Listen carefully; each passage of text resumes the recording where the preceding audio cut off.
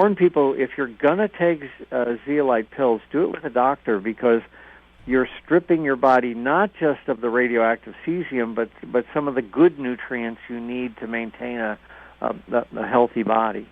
The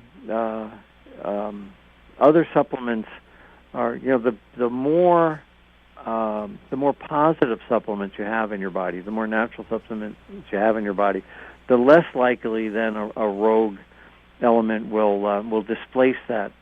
The one thing that did happen in the Pacific Northwest from essentially in March and April of 2011 were hot particles were wafted across, essentially from Portland on the south up to Vancouver on the north. There was significant hot particles deposited locally. We had one of the scientists we work with had air filters, continuous air monitors they're called, set up in Seattle.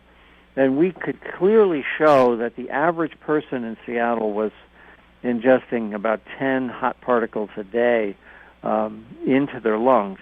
And no matter what you do, you can't get that out. The particle size was such that once you breathed it in, it lodged in your lung.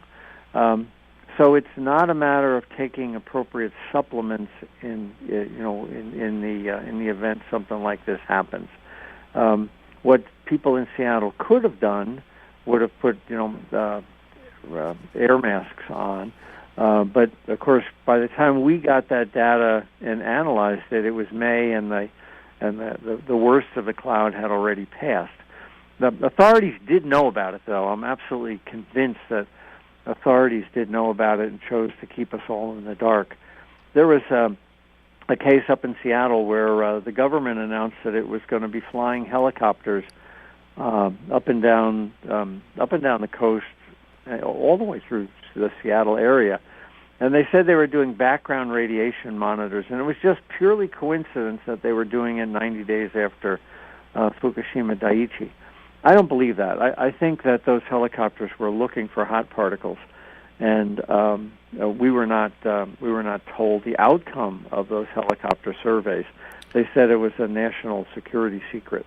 So authorities did know and didn't warn us in time, and people like Marco Kaltofen, who actually did these studies, told the American Public Health Association, but it was already essentially too late to take precautions. Well, what else is new? I mean, the same thing happened with Chernobyl. I was here at the time. Same thing happened with 3 Mile Island.